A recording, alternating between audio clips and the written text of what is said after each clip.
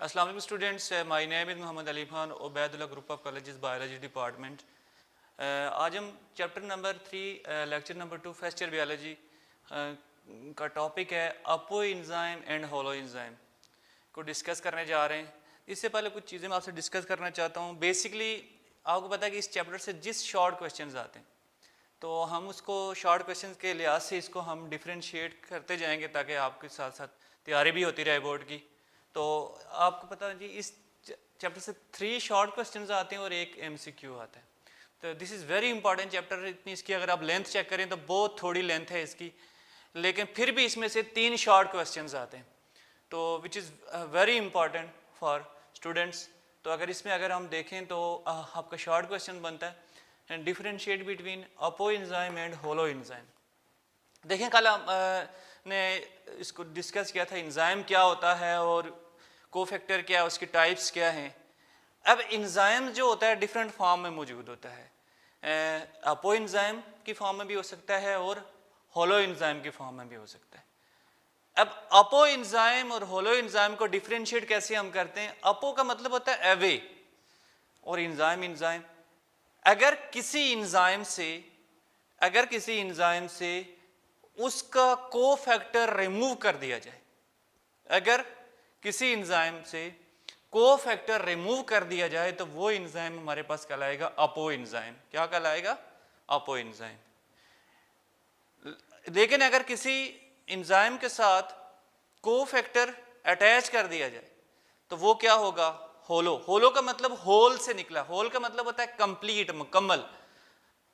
It's mean हम ये कह सकते हैं कि हमारे पास जो अपो एंजाइम होगा वो इनएक्टिव होगा जब तक उसके अंदर एडिक्वेट अमाउंट ऑफ कोफैक्टर की ना डाली जाए। कि ऑब्वियसली आपको पता है कि एंजाइम मोस्टली एंजाइम उस वक्त तक काम नहीं कर सकते कि जब तक उसके अंदर उसके साथ नॉन प्रोटीन पार्ट नहीं होगा।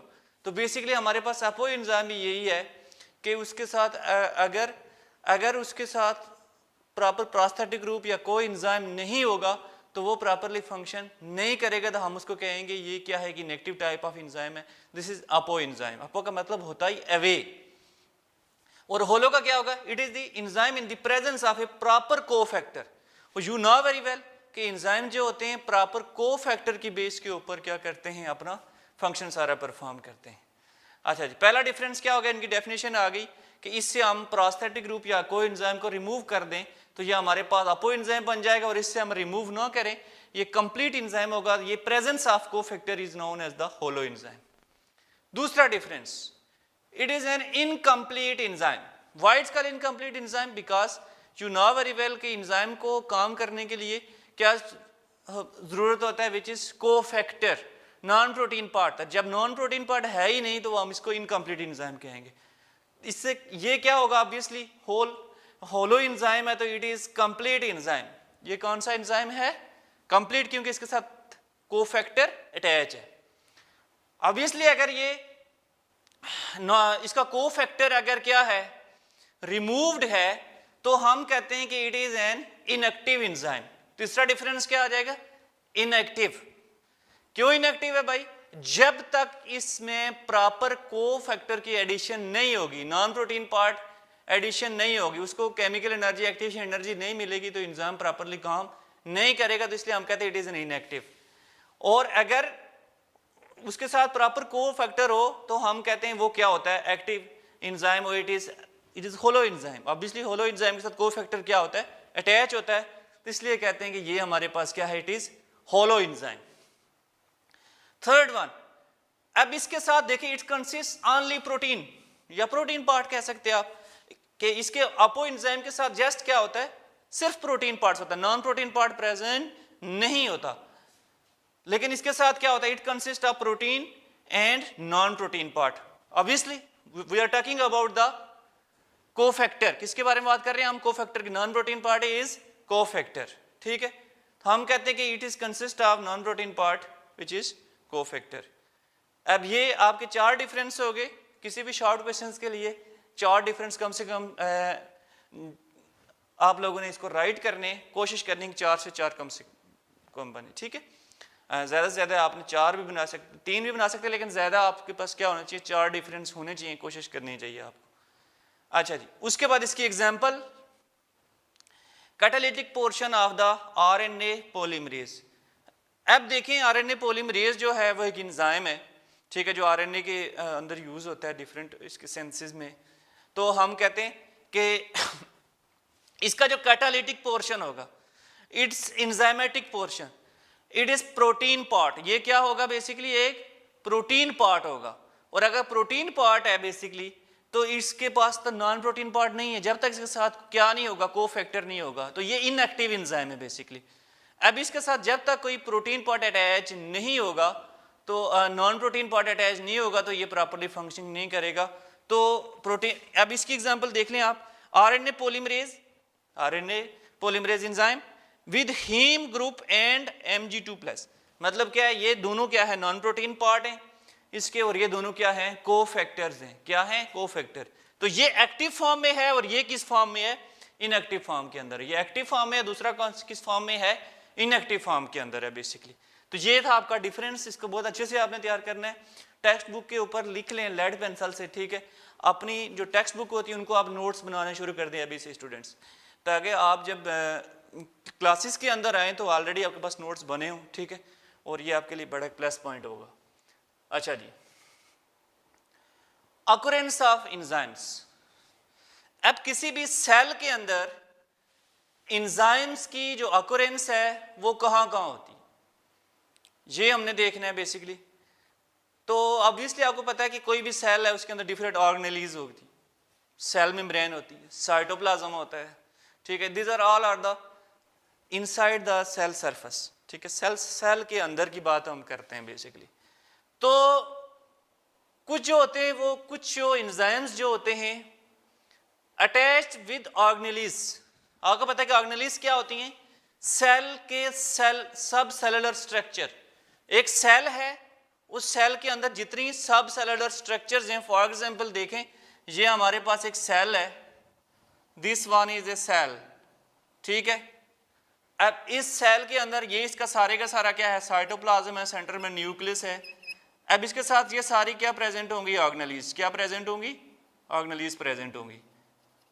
अब ये जो ऑर्गेनेलीज हैं, इनको अगर हम देखें तो इनके साथ एंजाइम जो होते हैं अटैच होते हैं, जहां पे जो सिंथेसाइज होता है, साइट ऑफ सिंथेसिस, जहां पे इसने सिंथेसाइज होना है, वहां पे मोस्टली वो near the site of synthesis या प्रोडक्शन, जहां पे उनकी प्रोडक्शन हुई है, वो मोस्टली उसके इर्द गिर्द पड़े रहेंगे या किसी ऑर्गेनेल के साथ क्या रहेंगे, अटैच रहेंगे, या तो साइटोप्लाज्म के साथ क्या रहेंगे, डिजॉल्व होंगे। साइटोप्लाज्म में क्या, डिजॉल्व फॉर्म के अंदर भी एंजाइम जो होते हैं वो क्या होते हैं, मौजूद होते हैं। यू नो वेरी वेल कि साइटोप्लाज्म जो होता है वो लिक्विड पोर्शन होता है, उस लिक्विड पोर्शन को कहते होते हैं हम साइटोसोल। क्या कहते हैं उसको, हम साइटोसोल कहते हैं, ठीक है।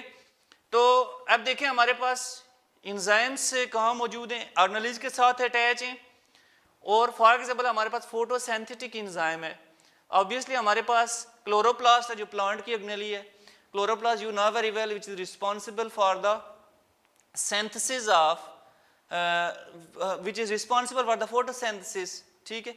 फोटोसिंथेसिस के रिस्पॉन्सिबल होता है, और ऑब्वियसली इसके एंजाइम्स जो होंगे फोटोसिंथेसिस के, वो किसके अंदर होंगे, क्लोरोप्लास्ट के साथ होंगे, ठीक है। उसके बाद इसी तरह सेलुलर रेस्पिरेशन, सेल की रेस्पिरेशन, सेल रेस्पायर करता है और बॉडी को एटीपी सिंथेसाइज करके देता है, ठीक है। फॉर एग्जांपल ग्लूकोज की ब्रेक डाउन जो होती है, इससे बॉडी को एटीपीज मिलते हैं, एनर्जी मिलती है। आपको पता है कि हमारे सेल के अंदर एक, उसे कहते हैं power house of the cell, के सेल का पावर हाउस जो सेल को क्या प्रोवाइड करता है, एनर्जी प्रोवाइड करता है।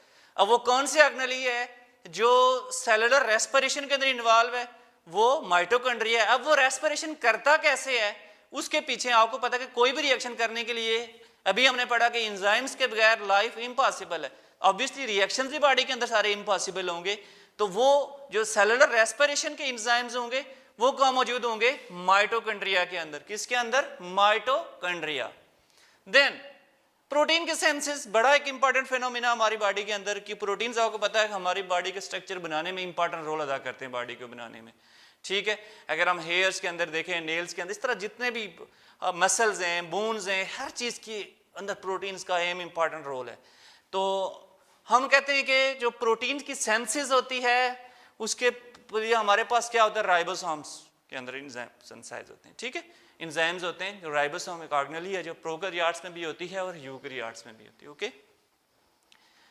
उसके अलावा एंजाइम जो होते हैं ऑर्गेनेल्स के अलावा साइटोप्लाज्म के अंदर डिसॉल्व फॉर्म के अंदर भी मौजूद जरूर होते हैं। ये अभी मैं आपको डिस्कस कर चुका हूं कि बेसिकली साइटोप्लाज्म के अंदर एक लिक्विड साइटोसोल होता है, लिक्विड पोर्शन होता है, उसके अंदर एंजाइम जो होते हैं डिसॉल्व भी होते हैं। तो ये इससे आगे छोटा सा और टॉपिक है कैरेक्टरिस्टिक्स ऑफ एंजाइम्स, ठीक है, इसी को इसके साथ लिंक करते हैं हम लेक्चर नंबर 2 के अंदर। तो एंजाइम की क्या क्या खुसूसियात होती हैं, कौन कौन सी कैरेक्टरिस्टिक्स होती हैं। तो स्टूडेंट्स कुछ चीज़ें हम ऑलरेडी डिस्कस कर चुके हैं कि एंजाइम की क्या क्या खुसूसियात हैं, क्या क्या कैरेक्टरिस्टिक्स हैं, तो उन्हीं को दोबारा हम एक दफ़ा रिकॉल कर लेते हैं, लेकिन इनको बहुत अच्छे से आपने प्रिपेयर करना है, क्योंकि ये शॉर्ट क्वेश्चन समटाइम आ जाता होता है कि write any 4 characteristics of the enzymes. Again सुन लें कि write any 4 characteristics of enzyme, या जस्ट आपको शॉर्ट क्वेश्चन आ जाएगा राइट कैरेक्टरिस्टिक्स ऑफ एंजाइम, तो आपने फिर क्या करना है कि एंजाइम की कैरेक्टरिस्टिक्स को क्या करना है, राइट डाउन कर लेना है। बहुत ईजी है, क्योंकि जब आप चैप्टर सारा पढ़ लेंगे तो आप खुद अपनी तरफ से भी लिख सकते हैं कैरेक्टरिस्टिक्स को, लेकिन आपने इनको देखना है क्या है बेसिकली। तो सबसे पहली बात आपको पता है, हमने डिस्कस किया कि these are the globular protein, complex proteins होती हैं बेसिकली। मैंने बताया था आपको कि ये एंजाइम जो होते हैं वो प्रोटीन इन नेचर होते हैं मोस्टली, और उनके अंदर क्या होते हैं, अमाइनो एसिड से मिलकर बनते हैं, और वो जो अमाइनो एसिड यूनिट्स होती हैं छोटी छोटी, उन अमाइनो एसिड्स की पॉलीपेप्टाइड चेन बन रही होती है, और वो जो पॉलीपेप्टाइड चेन है वो जब मिलती है तो हमारे पास एक गोल मटोल स्ट्रक्चर बनता, से कहते हैं ग्लोबुलर प्रोटीन्स। क्या बनती हैं, ग्लोबुलर प्रोटीन्स। और ये एंजाइम जो होते हैं वो कौन सी प्रोटीन्स होते हैं, ग्लोबुलर प्रोटीन्स होते हैं, ओके। और मैं ऑलरेडी डिस्कस कर चुका हूं कि सारे के सारे एंजाइम प्रोटीन इन नेचर होते हैं, एक राइबोसोम को छोड़ के। लेकिन एक बात याद रखिएगा, all enzymes are protein but all proteins are not enzyme. This is very important point. फिर सुने कि all enzymes are proteins but all proteins are not enzyme. Statement को याद रखिएगा स्टूडेंट्स। आगे, increase rate of reaction without themselves used, मतलब rate of reaction को increase तो करते हैं लेकिन अपने आप को यूज्ड अप किए बगैर। ऐसा नहीं है कि एंजाइम खत्म, रिएक्शन स्टॉप हुआ, रिएक्शन हुआ तो एंजाइम भी फारग हो गया, ऐसा नहीं है। एंजाइम नेक्स्ट रिएक्शन के लिए फिर अवेलेबल होगा। इसी वजह से स्मॉल अमाउंट ऑफ एंजाइम जो होता है एक लार्ज रिएक्शन को, जितने भी रिएक्शन हो उनको क्या कर लेता है, प्रोसीड ऑन करता है, उनको चलाता रहता है बेसिकली, तो अपने आप को इस्तेमाल किए बगैर, ठीक है। Then small amount of enzyme can accelerate the reaction. थोड़े से एंजाइम जो होते हैं क्योंकि अगेन रिएक्शन करवाने के बाद रिएक्शन करवाने के वापस अवेलेबल होंगे, ठीक है। फॉर एग्जांपल मैं आपको एग्जांपल देता हूं, आप सारे स्टूडेंट्स एक क्लास के अंदर बैठे हुए हैं, तो आप बॉल पॉइंट लें, साथ वाले स्टूडेंट को आपने बॉल पॉइंट दिया, उससे लेके उसको दे दिया, दूसरे को दे दिया, तीसरे को दे दिया, चौथे को दे दिया, पांचवें को दे दिया। देखिए आपके पास एक ही बॉल पॉइंट थी लेकिन सबके काम आ गई ना, सबके काम आ गए, तो इट्स मीन हम ये कह सकते हैं इसी तरह एंजाइम जो होते हैं तो स्मॉल अमाउंट, लेकिन स्मॉल अमाउंट है, ठीक है, लेकिन वो रिएक्शन को क्या कर सकते हैं, एक्सेलरेट कर सकते हैं बेसिकली, ठीक है। लेकिन यहाँ पे याद रखिएगा एंजाइम के केस में ये स्पेसिफिसिटी होती है इनकी। एंजाइम जो होते हैं, अभी मैं आपसे डिस्कस करूंगा कि स्पेसिफिक होते हैं, ये नहीं कि सारे एक, जैसे मैंने बॉल पेन की एग्जांपल दी कि एक बॉल पेन सबको देनी है, यहाँ पे केस ऐसा नहीं होगा, लेकिन मैं आपको एग्जांपल दे के समझाना ये चाह रहा था कि बेसिकली जो हमारे पास एंजाइम जो होते हैं अगर स्मॉल अमाउंट भी है तो फिर भी रिएक्शन को क्या कर सकती है, प्रोसीड ऑन कर सकती है, क्योंकि ये अगेन एंड अगेन यूज होते रहते हैं बेसिकली, ठीक है। उसके बाद नेक्स्ट है जी, presence does not effect the products. ये बहुत बड़े याद समझने वाली है कि अगर कोई रिएक्शन हो रहा है, उस रिएक्शन के अंदर फॉर एग्जांपल हमारे पास A प्लस बी या X प्लस Z एक हमारे पास सबस्ट्रेट है, वो किसी रिएक्शन के एंजाइम की मौजूदगी में अगर for example X plus Z जो है, मैं यहाँ पे लिख लेता हूँ X प्लस Z, ये दोनों अगर हमारे पास, ये अगर फॉर एग्जाम्पल सॉलिड है, ये अगर लिक्विड है, अगर हमारे पास इसने बनाना था m, ठीक है, इस m ने, अगर ये m ने फॉर एग्जाम्पल लिक्विड बनना था फॉर एग्जाम्पल, ठीक है, अगर m ने क्या आना था, लिक्विड बनना था, तो इंजाइम जो होता है इस लिक्विड, इसकी नेचर को चेंज नहीं करेगा। ये नहीं कि ये सॉलिड बन गया, ऐसा नहीं है। जो सबस्ट्रेट की नेचर है वो वही रहेगी। वैसे प्रोडक्ट की नेचर को ये चेंज नहीं करेगा, कभी भी ये प्रोडक्ट की नेचर को चेंज नहीं करता। इसकी प्रेजेंस से प्रोडक्ट के ऊपर, उसकी नेचर के ऊपर कोई चेंज नहीं आती। जस्ट इसका काम क्या है, रेट ऑफ रिएक्शन को क्या करता है, स्पीड अप करता है। रेट ऑफ रिएक्शन क्या करता है, स्पीड अप करता है। तो बड़ी इंपॉर्टेंट कैरेक्टरिस्टिक्स है ये एंजाइम की, कि रेट ऑफ रिएक्शन को क्या करना, स्पीड अप करना, इंक्रीज करना, अपने आप को इस्तेमाल किए बगैर। मतलब जो सबस्ट्रेट है और जो उससे प्रोडक्ट बननी है उसकी नेचर पे कोई चेंज नहीं। अगर वो लिक्विड बनना था लिक्विड ही बनेगा, अगर सॉलिड बनना था सॉलिड ही बनेगा, और गैस है तो वो गैस ही बनना है, उसकी शेप के अंदर कोई चेंज नहीं लाएगा। तो इस तरह हम कहते हैं कि ये इसकी नेचर के अंदर कोई चेंज नहीं लाता। नेक्स्ट है पॉइंट हमारे पास स्पेसिफिसिटी इन नेचर या स्पेसिफिक इन नेचर। अब इसके अंदर एंजाइम जो होते हैं मोस्टली स्पेसिफिक होते हैं अपने एक्शन के लिए, अपने रिएक्शंस के लिए, कि इनकी एक खुसूसियत होती है, किसी एक खास रिएक्शन को खास प्रोडक्ट में चेंज करते हैं। मतलब ये नहीं कि एक ही एंजाइम से 10 रिएक्शंस हो जाएं, ऐसा नहीं है, ठीक है। 10 तरह के रिएक्शन हो जाएं, 10 डिफरेंट रिएक्शंस एक एंजाइम से होना मुमकिन नहीं है, क्योंकि एंजाइम जो होते हैं खास रिएक्शन को खास प्रोडक्ट के अंदर चेंज कर सकते हैं। तो ये इनकी स्पेसिफिसिटी हो जाती है। कुछ जो होते हैं मोस्ट स्पेसिफिक होते हैं, कुछ ज्यादा स्पेसिफिक नहीं होते। ये भी इनमें आगे आ जाती है करेक्टराइज, कि फॉर एग्जांपल सेलुलोज एक एंजाइम है, जस्ट सेलुलोज को कर सकता है, ठीक है, इसको प्रोडक्ट के अंदर चेंज कर सकता है। ये सेलुलोज एक एंजाइम है और सेलुलोज इसका सबस्ट्रेट होगा ऑब्वियसली। तो हम कहते हैं कि ये एक मोस्ट स्पेसिफिक एंजाइम है सेलुलोज। इस तरह एक और ग्रुप ऑफ एंजाइम्स होते हैं हेक्सोकाइनेज। ये जितने भी 6 कार्बन वाले कार्बोहाइड्रेट होते हैं, ठीक है, उनको बेसिकली ये उन पे ये काम करता है। बेसिकली ये group of reactions, group of related reaction के ऊपर काम करता है, फास्फेट को ऐड करवाता है। तो ये हम कहते हैं कि ये देखें, ये इतना ज़्यादा स्पेसिफिक नहीं है, ये मोस्ट स्पेसिफिक है, ये इससे कम स्पेसिफिक है बेसिकली, ठीक है। तो ये फ्रुक्टोज, गैलेक्टोज, ग्लूकोज, ये these are all are the carbohydrates, ठीक है। तो इनको बेसिकली इनके ऊपर रिएक्ट करता है और इनको कैटालाइज करवाता है। और ये ग्रुप ऑफ एंजाइम्स होते हैं जो ज़्यादा स्पेसिफिक नहीं होते, लेकिन रिलेटेड रिएक्शंस होने चाहिए, ठीक है, ये कंडीशन है इसके अंदर, लेकिन ये मोस्ट स्पेसिफिक है, ओके। देन अब एंजाइम जो होते हैं ये सेंसिटिव टू चेंज, बड़े ही सेंसिटिव होते हैं। किसी चीज के अंदर अगर कोई चेंज आ जाए, फॉर एग्जांपल जिस जगह पे एंजाइम काम कर रहा है, जिस सेल के अंदर, जिस ऑर्गन के अंदर वो अगर काम कर रहा है, तो वहां पे किसी फैक्टर के अंदर चेंज आ जाए। अब वो फैक्टर पीएच हो सकती है, ठीक है, या एसिडिक होगी या बेसिक होगी पीएच, ठीक है, या तो एसिडिक कंडीशन में काम कर रहा हो या बेसिक कंडीशन में काम कर रहा होगा, या तो टेम्परेचर हो सकता है, या तो सबस्ट्रेट कंसंट्रेशन हो सकती है। इन तीनों फैक्टर में से, ये इंशाल्लाह आगे नेक्स्ट आपका टॉपिक है 4th वन, उसके अंदर इंशाल्लाह इसको डिस्कस करेंगे सारे फैक्टर्स को हम।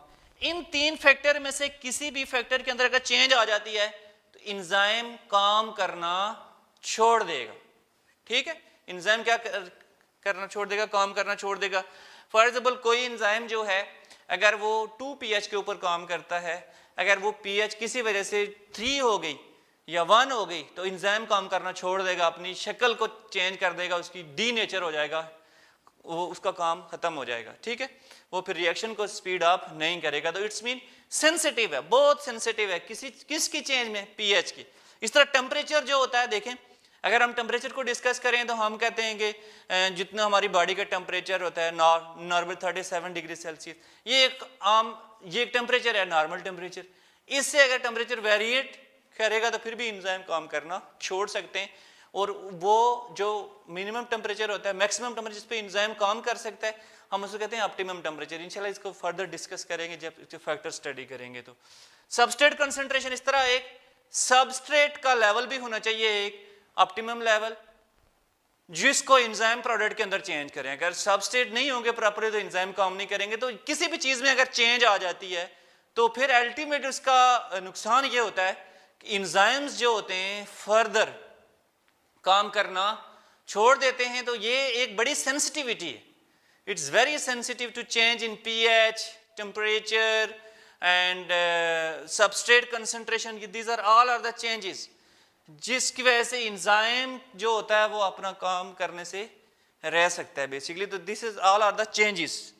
उसके बाद आपको पता है एंजाइम्स जो होते हैं अपनी उनको प्रॉपर फंक्शनिंग के लिए किसकी जरूरत होती है? कोफैक्टर की। किसकी जरूरत होती है? Cofactor. You know very well कि cofactor is the non protein part. ये क्या होता है? Non protein part which is very important for the essential of the proper functioning of the enzymes। ठीक है, तो अगर हमारे पास कोफैक्टर नहीं होगा बेसिकली तो एंजाइम प्रॉपर फंक्शनिंग नहीं करेगा, क्योंकि उसको एनर्जी की जरूरत होती है, जो कोफैक्टर उसको एनर्जी प्रोवाइड करता है basically, non protein part. Then last one is lower the activation energy. Activation energy already मैं डिस्कस कर चुका, एक दफा फिर सुन लें कि the minimum amount of energy which is required to start a chemical reaction, वो कम से कम एनर्जी जो किसी भी केमिकल रिएक्शन को स्टार्ट करने के लिए जरूरी होती है वो क्या होती है? Activation energy. अब देखें, मैं बात कर रहा हूं minimum, not we are talking about the maximum. तो इट्स मीन अगर एंजाइम इसको और मिनिमम करते जाएंगे तो रिएक्शन क्या होता जाएगा? फर्दर इंक्रीज होता जाएगा। अब देखें, ये एक्टिवेशन एनर्जी की कर्व में बनाई हुई है ऊपर, दिस वन ब्लू कलर की, और नीचे मैंने विद एंजाइम, जब मैंने एंजाइम को किया तो यही कर्व यहां पे आ गई। अब बड़े कॉमन सेंस की बात है कि देखें, यहां से होता हुआ ये प्रोडक्ट बन रहा है और एक प्रोडक्ट ये बन रहा है नीचे ग्रीन कर्व वाला। तो बड़ी सिंपल सी बात है कि ऑब्वियसली इस कर्व का प्रोडक्ट क्या बनेगा? जल्दी बनेगा। वजह क्या हुआ? वजह यह हुई है कि इसने लोअर कर दिया किसको? एक्टिवेशन एनर्जी को। देखें, यहां पे पहले कर्व थी, अब यहां पे चली गई। इट्स मीन ये एक्टिवेशन एनर्जी क्या होगी? लोअर हुई, तो प्रोडक्ट क्या बन गए? जल्दी बन गई। अगर इसकी हम बात करते हैं प्रोडक्ट लेट बन रही थी, तो इट्स मीन जितना एंजाइम क्या करेगा? बेसिकली इस एक्टिवेशन एनर्जी को लोअर कर देगा और प्रोडक्ट क्या बनेगा? जल्दी बनेगा। तो ये बेसिकली क्या होता है? एंजाइम का बड़ा इंपॉर्टेंट फंक्शन है कि एक्टिवेशन एनर्जी को क्या करते हैं? लोअर करते हैं बेसिकली। तो ये आपका टॉपिक था बेसिकली करैक्टरिस्टिक्स ऑफ एंजाइम। तो ये मिलता जुलता है, पिछले जो आपने पढ़े हैं सारे टॉपिक उनसे भी मिलते जुलती बातें, कुछ चीजें एक्स्ट्रा थे जो मैंने आपसे डिस्कस कर ली हैं। तो ये एमसीक्यू पॉइंट ऑफ व्यू से बड़ा इंपॉर्टेंट है, as well as short question के लिए भी ये आपका जो चैप्टर है ये बड़ा इंपॉर्टेंट है। लेकिन लॉन्ग क्वेश्चन इससे नहीं आता, ऑलरेडी मैं आपसे डिस्कस कर चुका हूँ। 3 शॉर्ट क्वेश्चन आते हैं और 1 एमसीक्यू आता है, इसको आपने करना है। तो आज के लिए इतने, इंशाल्लाह कल हम नेक्स्ट टॉपिक पढ़ेंगे लेक्चर नंबर 3 का। अल्लाह हाफिज़।